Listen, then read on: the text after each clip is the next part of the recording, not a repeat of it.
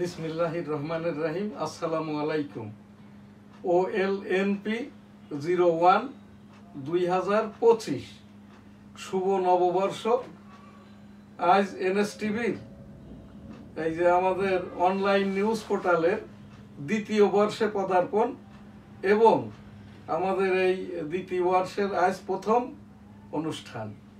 বিশ্বের সকল মানুষ সহ আমাদের এই যারা NSTVর এবং দি ডেইলি নিউজ স্টার ইংরেজি সংবাদপত্রের সকলের প্রতি নববর্ষের শুভেচ্ছা। খ্রিস্টীয় নববর্ষ উপলক্ষে দি ডেইলি নিউজস্টার.com newsstar.tv অগণিত পাঠক, শুভানুধ্যায়ী, সংবাদদাতা, এজেন্ট, হকার সহ দেশবাসী সহ বহির্বিশ্বের আমাদের যারা সাংবাদিক এবং এজেন্ট আছে, লেখালেখি করে, প্রোগ্রাম করে, সকলের প্রতি নববর্ষ 2025-এর শুভেচ্ছা, অভিনন্দন।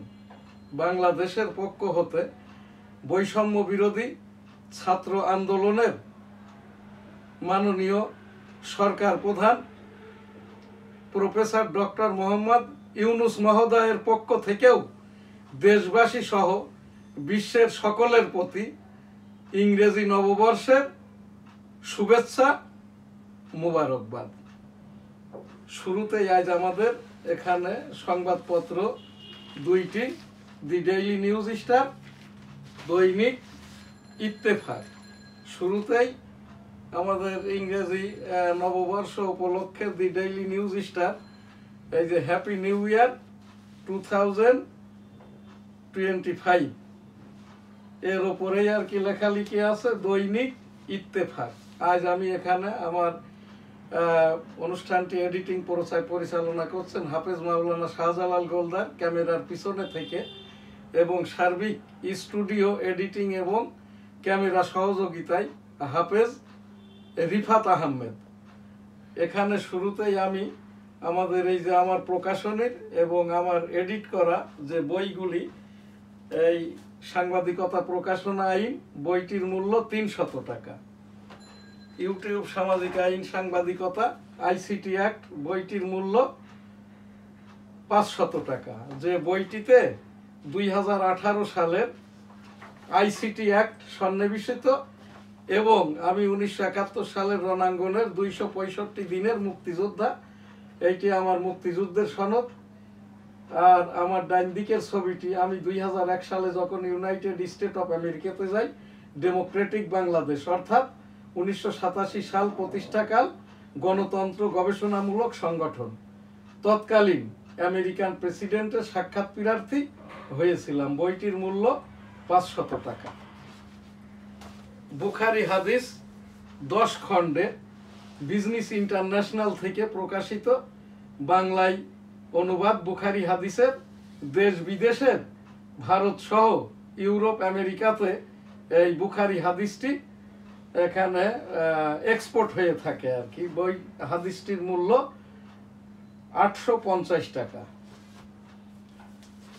বিশ্বনবী হযরত মুহাম্মদ সাল্লাল্লাহু আলাইহি সাল্লামের এই যে জীবনী কিতাব, মদিনার সনদ সহ রাসূল সাল্লাল্লাহু আলাইহি সাল্লামের বিদায় হজের ভাষণ, এই কিতাবটির মূল্য 550 টাকা। এখন আমাদের এই যেটা ডেইলি ভিউজের মূল অনুষ্ঠান, আমাদের NSTV 2017 সাল থেকে আমার এই যে NSTVর পিছনে এখন যে ক্যামেরা এডিটিং করছেন এবং অনুষ্ঠানটি ডিরেকশন দিচ্ছেন হাফেজ মাওলানা রিফাত আহমেদ, 2017 সাল থেকেই www.dailynewsstar.com, যেটা দি ডেইলি নিউজ স্টার সংবাদপত্রের নিউজ পোর্টাল। আমাদের এটি বঙ্গবন্ধু ডিজিটাল স্টুডিও, এটা 1991 সাল থেকে এখানে শুরু, 2017 সাল থেকে ডিজিটাল হয়। এখন আমাদের এই প্রতিদিনের যে দি ডেইলি নিউজ স্টারের ডেইলি ভিউজ, এখানে সংবাদপত্র দুইটি, নিউজ স্টার, দৈনিক ইত্তেফাক। আমি এখানটায় আজকে আমার ওই যে নিয়মিত উপস্থাপক না থাকার কারণে সংবাদ পাঠ করার পরেই আমি রিভিউটাও করব আর কি। ফ্যাসিবাদের বিরুদ্ধে অর্জিত স্বাধীনতা সমুন্নত রাখার অঙ্গীকার সরকারের। নতুন বছরের শুভেচ্ছা জানিয়ে প্রধান উপদেষ্টা ডক্টর মোহাম্মদ ইউনূস মহোদয়, এই যে এখানে তো উনি মাননীয় প্রধান উপদেষ্টা হয়েছেন 5 আগস্ট 2024, সেই হিসাবে তার সরকারের বয়স এখনো 5 মাস হয়নি। এখান থেকে ইউনূস মহোদয় এই 5 মাসের কর্মকাণ্ড এবং আমাদেরকে 18 কোটি জনগণকে আর কি যে আশ্বস্ত করেছেন স্বাধীনতা সমুন্নত রাখার অঙ্গীকার। স্বাধীনতাকে সমুন্নত রাখা কেন, স্বাধীনতাকে বাঁচিয়ে রাখতে গেলে আর কি এখানটায় মুক্তিযোদ্ধাদের বাঁচিয়ে রাখতে হবে।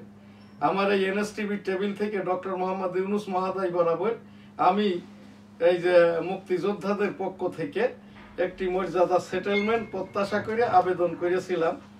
আশা করি আর কি আমি আমার এই মুক্তিযোদ্ধা বিষয়ক মর্যাদা সেটেলমেন্টটা পাবো। সচিবালয়ে আগুনের প্রাথমিক প্রতিবেদন, নাশকতার প্রমাণ মেলেনি, বৈদ্যুতিক লুজ কানেকশন থেকে অগ্নিকাণ্ড।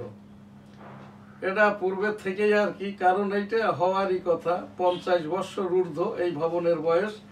এই ভবনে তো আমরাই সাংবাদিকতার সূত্রে প্রায় যাতায়াত করা পরে। এটা কোনো একটা ভবন বললে ভুল হবে, এটা একটা পরিত্যক্ত ওই বাড়ি ছিল আর কি, যার প্লাস্টার নাই, বারান্দা নাই। বারান্দা যেটুক আছে তার ভিতরে আবার চেয়ার টেবিল পেতে অফিস করা। এই লিফটের জায়গাতে তো কোনো আবর্জনার স্তূপ, ময়লার ভাগাড়। আর এই তার কতকাল এখানটায় কোনো লিফটম্যান নাই।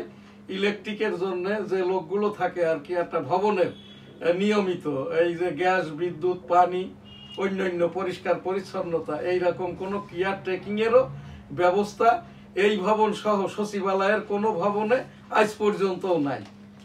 এইগুলোর দিকেই লক্ষ্য না দিলে আবারও কিন্তু এই রকম ঘটনার পুনরাবৃত্তি হবে। শহীদ মিনারে মার্চ ফর ইউনিটি সমাবেশে ছাত্র জনতার ঢল। গণপরিষদ নির্বাচনের মাধ্যমে সংবিধান সংশোধনের দাবি। 15 জানুয়ারির মধ্যে গণ অভ্যুত্থানের ঘোষণাপত্র দিতে হবে। গণহত্যার বিচার ও অভ্যুত্থানের যোদ্ধাদের নিরাপত্তা চাই। ঘোষণাপত্র জুলাইয়ের আকাঙ্ক্ষা থাকতে হবে। আগামী নির্বাচনে বিজয়ীরাই সংবিধান সংশোধন করবে। যে কথাটি আমি শুরু থেকেই বলে আসছি, এখনো উপস্থাপন করছি, সেই 1991 সাল থেকে। আপনি যখন রাজনীতিটা করেন, রাজনীতি করেন। আপনি এমপি হয়ে গেলে এমপিগিরি করেন, আপনি এমপি থেকে মন্ত্রী হলে মন্ত্রিত্ব করেন। তো এইটা না করেই করছে কি যার যেটা কাজ। যেরকম স্বরাষ্ট্র উপদেষ্টা বলেছেন সীমান্তের কথা, সীমান্তের দিকে পিঠ দেখাবেন না। আমার বাড়িটা বেনাপোল সীমান্তে। আমি ওই সীমান্তর রণাঙ্গনের 8 নম্বর সেক্টরের আমি একজন নিয়মিত মুক্তিযোদ্ধা। 265 দিন যুদ্ধ করেছি। ওই যে একবার বঙ্গসেনা হিসাবে নড়াইল পর্যন্ত দখল করে নেওয়ার জন্য যে পাইতারা করেছিল ইন্ডিয়ান বাংলাদেশি একজন হিন্দু, তার নেতৃত্বে আমরা সেই বঙ্গসেনাকেও কিন্তু তাড়িয়েছি লাঠি হাতে করে নিয়ে। তো এইটা এই যে স্বরাষ্ট্র উপদেষ্টা, আপনি আমাদেরকে ভয় দেখাবেন না। আমরা যারা সীমান্তের নাগরিক, সীমান্তে বসবাস করি, এই কাজটা করছে কারা? এই দেশীয় যে হিন্দুরা ওই যে ভারতে ঢুকেছে উইদাউট ডোমিসাইল, উইদাউট পাসপোর্ট ভিসাতে, তারাই এই কাজগুলো করে। ওই আওয়ামী আমলে যে 3 লক্ষ এই দেশের টোটাল আর কি বেসরকারি ভাবে কর্মরত কর্তার সংখ্যা 1/2 কোটির মতো। তো এখানটাই আর কি ওই যে বাংলাদেশ থেকে যে সকল হিন্দু ভারতে গেছে বিভিন্ন অনৈতিক সুবিধার মাধ্যমে, তারাই এসে কিন্তু আওয়ামী লীগের মধ্যে এই যে চাকরি বাকরি করতো। এখন এরাই আবার এই যে গণ অভ্যুত্থানের পরে ডক্টর মোহাম্মদ ইউনূস মহোদয়ের সরকারের পরের যেগুলো ওই রাষ্ট্রপতি ভবন থেকে গতকাল শহীদ মিনারের জমায়েত, কোনোটাই কিন্তু এখানে সাকসেস কেন হবে? গণ অভ্যুত্থানের পরে একটা সরকার হয়েছে, একটা নতুন দেশ হয়েছে, এটা কথিত ওই সমন্বয়ক কারকদেরই কথা বলছি। এরপরেই যখন ডাক দিবে, এখন যারা এই ছাত্রদের সাথে যে জনতা আমরা দেখছি, তাহলে এরা কি সেই আওয়ামী লীগ আমলের? এরা সবাই তো আর পালিয়ে বা চলে যেতে পারে নাই। এরাই এই ছাত্র জনতার ভিতরে ঢুকে আবার কোথাও কোথাও ওই বাগেরহাট যে মারামারিটা হয়েছে, কারাই মারামারি করেছে? যদি আওয়ামী লীগের হয়, যদি এখানটায় অন্য কোনো দলের হয়, অন্য দুষ্কৃতিকারী হয়, এ দায়িত্বটাও কিন্তু এই যে ডক্টর মোহাম্মদ ইউনূস মহোদয়ের সরকারের। তো এই জায়গাটাই আর কি শহীদ মিনারের কালকের যেটা জমায়েত আর কি, গণপরিষদ নির্বাচনের মাধ্যমে সংবিধান সংশোধনের দাবি বলা হচ্ছে। ওখানে কারা? ছাত্র জনতা। তো এখান থেকে এই জনতা কারা, এইটা এই দায়িত্ব প্রমাণের দায়িত্ব বাদীর। এটা আমি সাংবাদিক, আমার এটা আমি যেহেতু এখন আমরা সাংবাদিকও নাই, সংবাদপত্রও নাই এখানে, এখন তো জীবনের ভয়, এখন আমাদের সংবাদপত্রের ভয়, আমাদের অ্যাক্রিডিটেশন কার্ডই তো নাই। এখান থেকে যেটা বলা হচ্ছে অবৈধ 3000 অ্যাক্রিডিটেশন কার্ড অবৈধভাবে।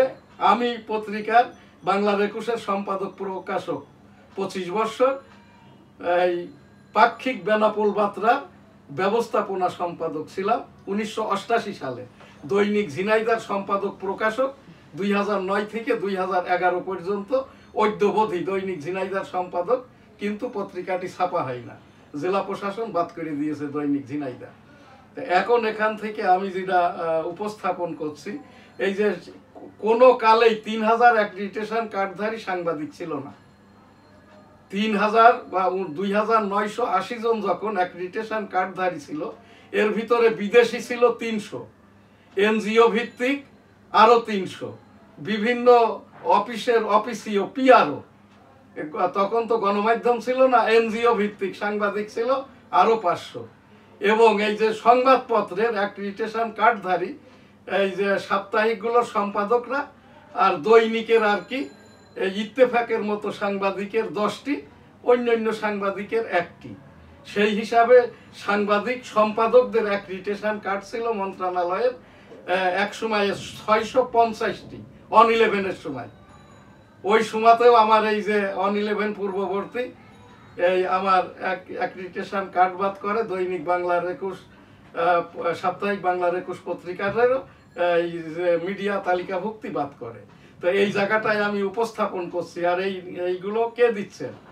এই যে শফিকুল আলম, যিনি মাননীয় প্রধান উপদেষ্টার প্রেস সচিব, তার কাজটা হচ্ছে মাননীয় প্রধান উপদেষ্টা কি কথাটা বলছেন ওইটা সে ইনডোর থেকে আর কি, তার মুখ দেখা যাবে না, ছবি দেখা যাবে না, হাত পা নড়ন চড়ন দেখা যাবে না। এই শফিকুল আলম সাহেব যতটা না কথা বলেন, তার চেয়ে বেশি উনি হাত পা এবং ঠোঁটটা চাপড়ান। তো এই জায়গাটা থেকে আমি একজন 38 বছরের সাংবাদিক, আমি 26 বছরের সম্পাদক এবং www.dailynewsstar.com এর ইপিও। আমি এই যে ছবিটি আমার টুইন টাওয়ারের 110 তলার উপরের ছবি, 2001 সালে আইটি ভিসাতে আমেরিকা গিয়েছিলাম আমি। তো এখানটায় আমি উপস্থাপনা করছি এইরকম সত্য মিথ্যা আর কোনো ভুয়া অসাংবাদিক মিথ্যা অ্যাক্রিডিটেশনের জন্য আবেদনটাই করা যায় না। আমাদের অসম্মানটা করবেন না। আমি এখান থেকে এই তথ্য উপদেষ্টা হলো একটা বাচ্চা ছেলে, এটা এক সময় আপনারাও জানবেন। এই যে তারা উপদেষ্টা হয়েছে আর কি, ওই ঢাকা বিশ্ববিদ্যালয়ের ভাইস চ্যান্সেলর যেমন ঝাঁপ দিয়ে উঠে বসেছে, এই শিবির হল দখল করে নিয়েছে। এটা কি হবে না হবে এটা জানে সাধারণ এই শিবিরের জন্য সাধারণ ছাত্ররা, আর ভাইস চ্যান্সেলরের জন্য ঢাকা বিশ্ববিদ্যালয়ের পড়ুয়া গার্জিয়ানরা। তো এই জায়গাটায় আমি সেই 1988 সাল থেকে আর কি এই ঢাকা বিশ্ববিদ্যালয় সিনেট যে পরিচালিত হয় 25 জন সদস্যের মাধ্যমে, তার একজন সদস্য। এখানে কোনো বিশ্ববিদ্যালয়ের, পাবলিক বিশ্ববিদ্যালয় হোক বা বেসরকারি বিশ্ববিদ্যালয় হোক, ভাইস চ্যান্সেলর হতে গেলে মাননীয় চ্যান্সেলর, মাননীয় রাষ্ট্রপতি, ইউজিসি যেটা ইউজিসি গ্র্যান্ড কমিশন, যেটা বিশ্ববিদ্যালয়গুলোর ইউনিভার্সিটি গ্র্যান্ড কমিশন, এবং আর কি যে ভিসি নিয়োগের যে একটি কমিটি থাকে, এবং এই যে সিনেটের 25 জন যারা সদস্য থাকে, এদের মতামত ভোটাভুটির ভিত্তিতে ভাইস চ্যান্সেলর নিয়োগ পেতে হয় যে কোনো ধরনের বিশ্ববিদ্যালয়ে। তো এখানে ঢাকা বিশ্ববিদ্যালয়ের যেটা হয়েছে, এখানে যাদের যোগ্যতা নাই, যারা উপদেষ্টা হওয়ার পরে আগের কাজটিও করছেন, ইতিপূর্বেকার উপদেষ্টাদের এবং অন্তর্বর্তীন বা তত্ত্বাবধায়ক সরকারের যা হয়েছে, এখন যারা এইরকম অনৈতিক কাজটা করছে আর কি, তাদেরও কিন্তু সেইটার জন্য আর অপেক্ষা করতে হবে না। সেইটার জন্য কি হবে বা না হবে, এখন যে কমিশন করে দিয়েছেন, এই কমিশনারও যারা হয়েছে, এদের অধিকাংশই হইল যোগ্যতাই নাই, অনেকে তো জানেই না তার কাজটা কি। এরা এখন কি রিপোর্ট দিবে, আরো সময় দিতে হবে, দেখতে হবে, করতে হবে, বলতে হবে, করবে, হবে, তারপরে পরিপূর্ণতা পাবে পরবর্তী জাতীয় নির্বাচনে ভোটাভুটির মাধ্যমে যে সরকার আসবে সেই সরকার। প্রত্যেকটারই তো কমিশন ভিত্তিক, মন্ত্রণালয় ভিত্তিক আমাদের কমিশন আছেই আর কি, তার চেয়ারম্যান আছে, তার বোর্ড আছে, পরিচালনা পর্ষদ আছে। যদি ওই মন্ত্রণালয় ভিত্তিক, যেহেতু সেই সংবিধানের ওপরেই সরকার পরিচালিত হচ্ছে, তাহলে ওই জায়গাটাই ওই কমিশনের মাধ্যম দিয়ে কাজগুলো করলে এতদিন রিপোর্টও পাইতাম, এই যে ভোটের গাইডলাইন হইতো, গণপরিষদ নির্বাচনের মাধ্যমে সংবিধান সংশোধন, স্বপ্ন আর দিন বদলের অপরিণীয় প্রত্যাশা। এখানে আরেকটি যে খবর, ন্যায় বিচার প্রতিষ্ঠার সংগ্রামে একযোগে কাজ করি, তারেক রহমান। বাংলাদেশে আধিপত্যবাদ ও দখলবাজির স্থান হবে না, ডাক্তার শফিকুর রহমান। এই যে এখানে ডাক্তার শফিকুর রহমান, যিনি জামাত ইসলামের সভাপতি, বাংলাদেশে আধিপত্যবাদ ও দলবাজির স্থান হবে না। তাহলে শিবির কি এটা কেন তাবলিগ করতেছে ঢাকা বিশ্ববিদ্যালয় হল দখল করে নিয়ে?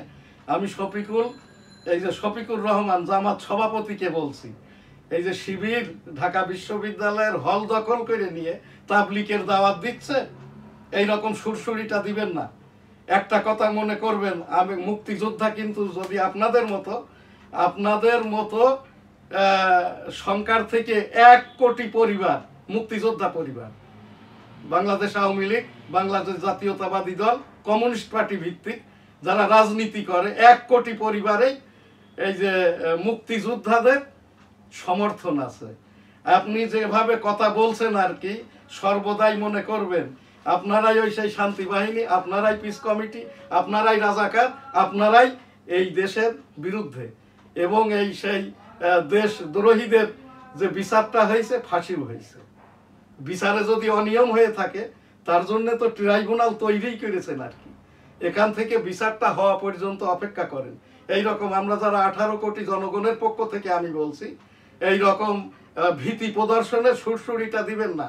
আপনার এই জামাত ইসলামেরই সমর্থক আরামবাগ ইউনিটের সভাপতি আব্দুল হামিদ, আমার এই বাড়ির 7 তলা থেকে আমি মুক্তিযোদ্ধা বলে কোনো ক্রমেই হেনস্থা করতে না পেরে, এই যে মেট্রো রেলে চাকরি করে নুরুজ্জামান, এর বউটাকে অপহরণ করে নিয়ে গেছে 1 মাস আগে।